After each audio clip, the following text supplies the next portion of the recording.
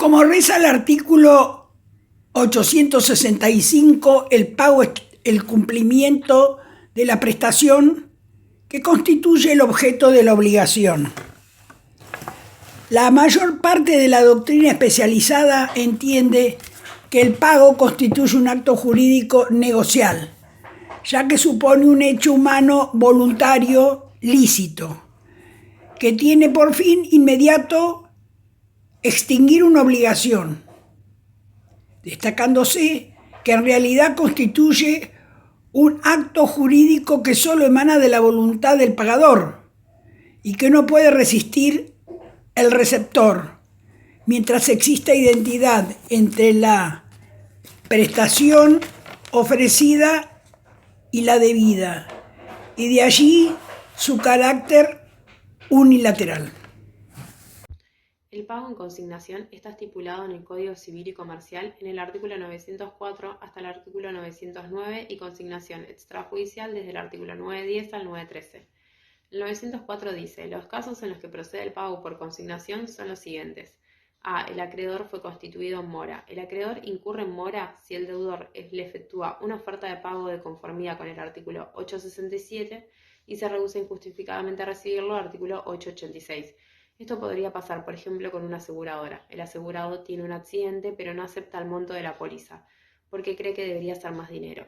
La aseguradora podría poner en consignación el pago hasta que se resuelva judicialmente si el asegurado le correspondía ese monto o más. B. Existe incertidumbre sobre la persona del acreedor. Siempre en casos donde haya una sospecha fundada de que la persona que se presenta al cobro no está legitimada a hacerlo, el deudor puede pagar en consignación. Recordemos que el que paga mal paga dos veces. C. El deudor no puede realizar un pago seguro y válido por causa que no le es imputable.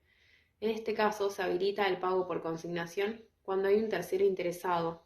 Puede ser un garante que ofrece su propiedad como garantía para un contrato de locación. El locatario no paga el alquiler acordado, el tercero interesado puede ofrecer pagar al locador porque puede sufrir un daño patrimonial por esa deuda. En el caso de que el locador no quiera aceptar el dinero por X motivo, el tercero interesado está legitimado a pagar en consignación. Este derecho deriva del ius solvendi, el cual lo autoriza a imponer el pago al acreedor. Otro ejemplo de esto puede ser el tercer poseedor del inmueble hipotecado. Los requisitos del pago en consignación están sujetos a los mismos requisitos del pago. Estos eran identidad, integridad, puntualidad y localización. La forma y cómo se rige este tipo de pago son los siguientes. Si la prestación consiste en una suma de dinero, se requiere su depósito a la orden del juez interviniente en el banco que disponga las normas procesales. Si se debe una cosa indeterminada a elección del acreedor y éste es moroso en practicar la elección, una vez vencido el término del emplazamiento judicial hecho al acreedor, el juez autoriza al deudor a realizarlo. Si las cosas debidas no pueden ser conservadas o su custodia origina gastos excesivos, el juez puede autorizar la venta en subasta y ordenar el depósito del precio que se obtenga. El artículo 907 nos habla de los efectos de la consignación judicial. Si no fue impugnada por el acreedor o si es declarada válida por reunir los requisitos del pago, entonces se extingue la deuda desde el día en que se notifica la demanda.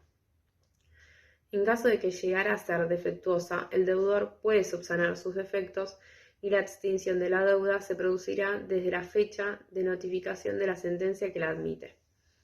Por último, el deudor moroso puede consignar la prestación debida con los accesorios devengados hasta el día de la consignación, y el deudor tiene derecho a desistir la consignación antes de que la acepte el acreedor o de que sea declarada válida. Después solo podrá hacerlo con conformidad del acreedor. Cuando hablamos de pago a mejor fortuna, estamos hablando de un acuerdo a favor del deudor, dejando el cumplimiento para cuando mejore su fortuna. Se aplica en este supuesto las reglas de la obligación a plazo indeterminado. Aquí el acreedor puede reclamar el cumplimiento de la prestación correspondiendo al deudor demostrar que su estado patrimonial le impide pagar.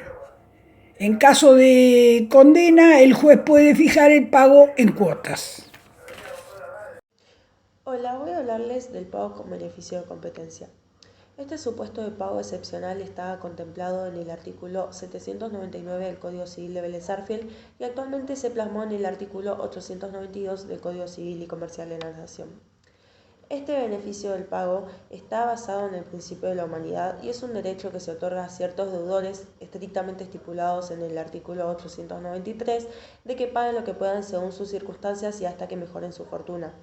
Las personas que pueden percibir este derecho, como dije anteriormente, están en el artículo 893, que dice que el acreedor debe conceder este beneficio a sus ascendientes, descendientes y colaterales hasta el segundo grado, si no han incurrido en alguna causal de indignidad para suceder.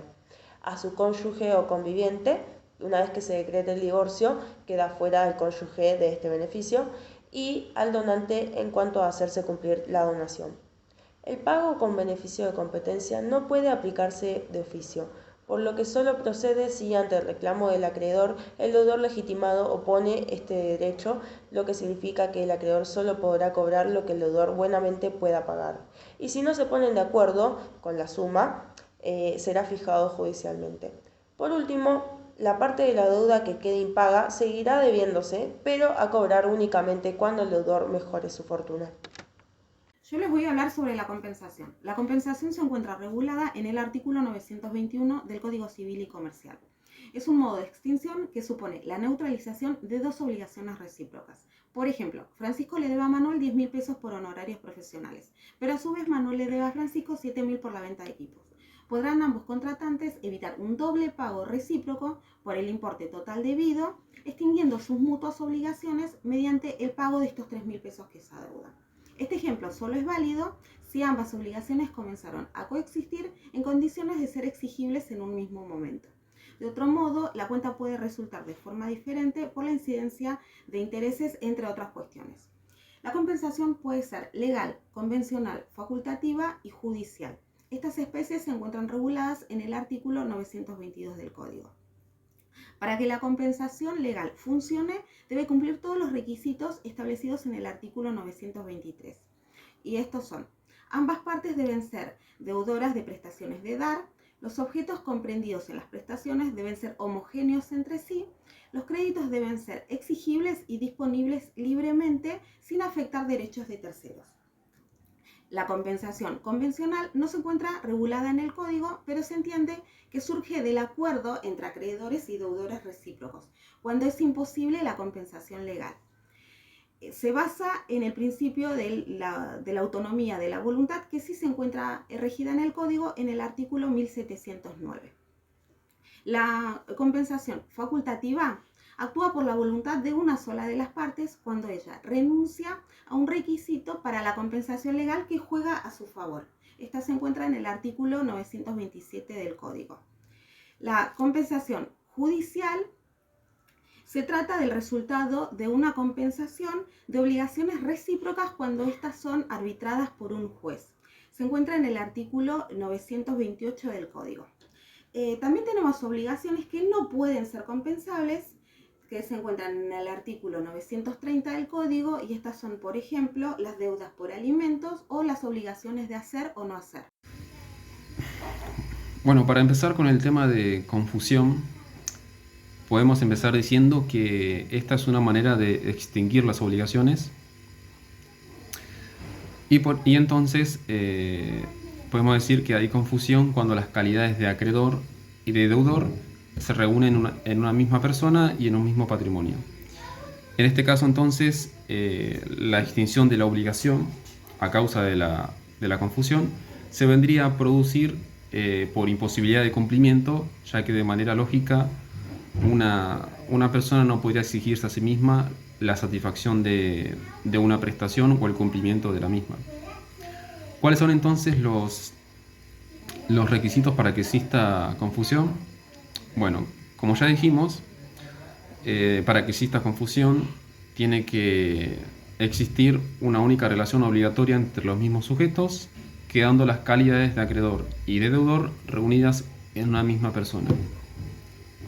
También que tal obligación recaiga a su vez sobre un patrimonio único y que los obligados actúen por derecho propio. El código original disponía o daba su definición sobre la confusión y decía que la confusión sucede cuando se reúnen en una misma persona la calidad de acreedor y de deudor, o cuando una tercera persona sea heredera del acreedor y deudor. En ambos casos, la confusión extingue la deuda. Esa era la definición que daba el código original sobre el tema. Bueno, por último podemos mencionar también supuestos que dan lugar a la confusión. Y en estos supuestos, el modo de extinción de las obligaciones puede devenir de transmisiones que se hacen las partes entre sí, o bien a un tercero, que entonces llega a reunir las calidades ya mencionadas. Entonces la confusión puede producirse por actos por causa de muerte o mortis causa, en los que la confusión puede derivar de la sucesión a título universal, quedando el deudor, cuando el deudor llega a ser heredero del acreedor o viceversa, o por actos entre vivos, que vendría a ser por cesión del crédito o transferencia de la deuda. Un ejemplo más sencillo para poder entenderlo es, por ejemplo, cuando yo hago una rifa y, no sé, vendo 10 números y me sobra uno. Bueno, como me sobra uno, ese número me lo compro yo y no es que haya hecho trampa o algo así, pero bueno, como yo me compré un solo número, no hice trampa ni nada, pero terminé ganando la rifa. Es decir, en ese caso soy el acreedor porque, debo recibir el premio o debo cobrarme una deuda que vendría a ser en este caso el premio, y soy también deudor porque, tengo que entregar ese premio que, gané con la rifa que yo mismo rifé.